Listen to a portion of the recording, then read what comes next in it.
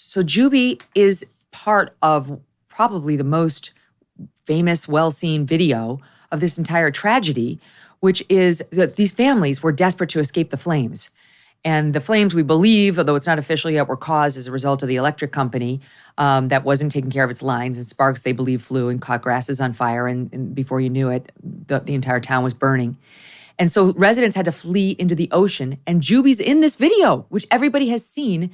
There's a family of, I think, 5. The father handed his son, his young son, to Juby, a 2-year-old little boy to Juby, who was holding him for 2 to 3 hours as they awaited help. I mean, were you stunned when you saw your friend and, your associate in the waters? Yeah, my coworker sent me that clip originally, and I've reached out to Juby.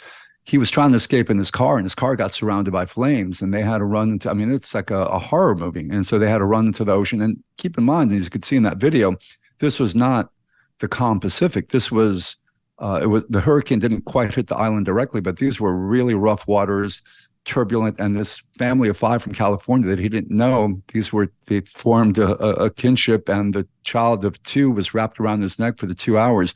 But this is what I mean about the Hawaiian soul. Juby, my memories of Juby, the many times that my family were in Hawaii, Juby, I had my twin sons were about 10 years old. Juby is a ukulele player, long-term Hawaiian, and he showed my sons how to play the ukulele, and they would have these music sessions at night, and just a really great human being. And salt of the earth people, right? Salt of the earth people. And again, this concept of ohana, of like, we're going to help one another. And you're hearing now hundreds of stories of locals who are helping other locals right now.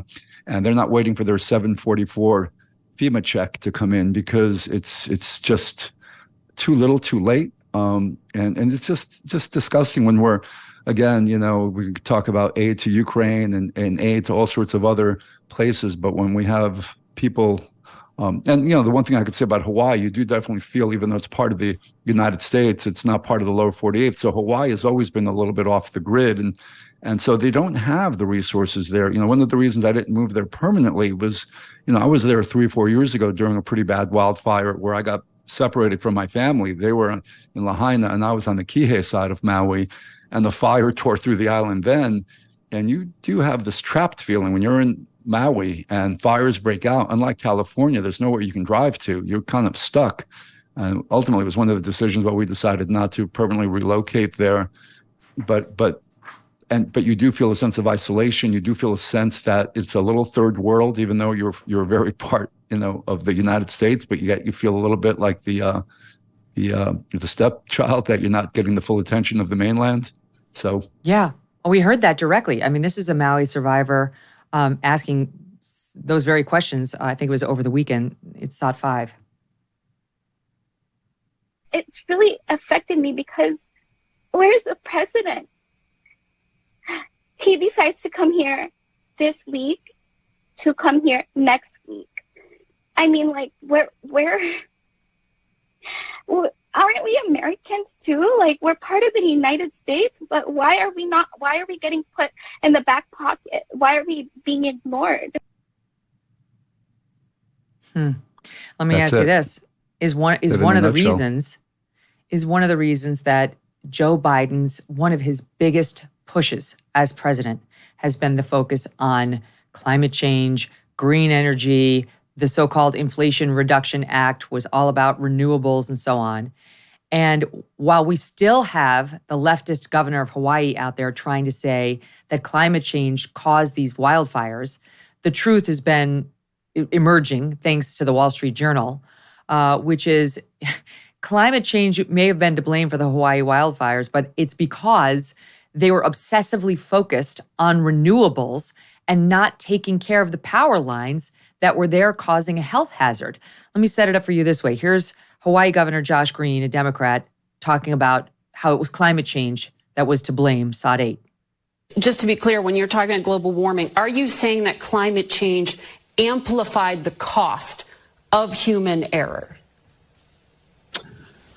Yes, it did. There's always going to be incredible things that people do to save lives, from the firefighters, from citizens, and there's always going to be decisions that are made that I'm sure aren't perfect in the moment. Okay. So, Nick, here's what actually happened for the people who haven't been paying attention. Like me, I didn't know this until this disaster unfolded, but I'm not in charge of the federal government or the Hawaii electric lines. A couple of years ago, as you point out, there were bad wildfires in Hawaii. And in 2019, it became very, very clear that they needed to do something about the risks or devastation would follow. Hawaii Electric, which manages the power lines, knew of the threat and said it would act. 4 years later, it's done nothing. It has not acted. In particular, back in 2019, it knew that its power lines were emitting sparks. It knew it needed to take steps, including clearing the highly flammable grasses from around the electric wires. This is done regularly in other parts of the country. Make sure there's not, tree leaves. Make sure there's not flammable grasses. Make sure there's not flammable trees right by the power lines, just in case. And there they knew that sparks were being emitted, and they didn't. And now it comes out, thanks to the Journal, that the reason they weren't doing it is because Hawaiian Electric was focused on renewable energy sources.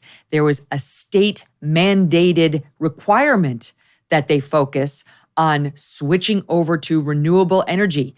So Hawaiian Electric wasn't entirely the bad guy. Thanks to the Democrats' policies in Hawaii and on up the federal chain, they had to be focused on renewables, and they forgot about the active threat. And now we have 111 people dead. Yeah, they didn't maintain their infrastructure of their poles, and there's information from that night that there were multiple surges that have led to multiple fires throughout the island. So they didn't maintain their power lines. The power lines went down. You mentioned the highly flammable grasses. There's been a lot of articles written about those highly flammable grasses have also been an evolution of the change in forestry or land management in Hawaii, which used to be a very agricultural island. And since that shifted away from when the indigenous folks and the local folks used to there were many, many crops throughout Hawaii, and those acted as a protective. Those crops were not as flammable. They weren't these high grasses. They were almost like kerosene in a certain way. So you switch from an essentially a sustainable island that had renewable crops to now a tourist island with big hotels and a lot of grasses that are not the ideal in terms of land management. And then you had a power company not maintaining their grid and their power poles, and there was a perfect storm, no pun intended, with what happened, a great loss of life. And people are now trying to use it for whatever narrative suits them, but the facts are the facts, and the people on the island know what happened. Yeah, that's right. And it's one thing to be sitting as a politician in the State House or in the White House, passing down these policies to make yourself feel good about, I'm saving the earth, I'm saving the earth. And it's quite another to be a Maui resident trying to flee the flames and worry about your children's lives like these folks. We have an insane piece of tape in SOT 3. Take a look. Oh, God damn it. Let's go. Let's fire through there. Go. Let's go. Man, it's not good. We're going to line on the road now. Oh, my God. We're almost to the smokestack. If anybody's some real Mexican grill, bro. But where? For the listening audience, it just shows a car trying to drive through an inferno on all sides. Where to point the vehicle and press gas is unclear. I don't know where I would turn if I were in the midst of that. The fire's coming for you. You could hear the panic and the breathing and the smoke, of course, affecting it as well. And I'm really glad that these folks pushing renewables feel really good about themselves. It's a different reality on the ground. Yeah. And, then you have folks like Jason Momoa advising people to not visit Maui now.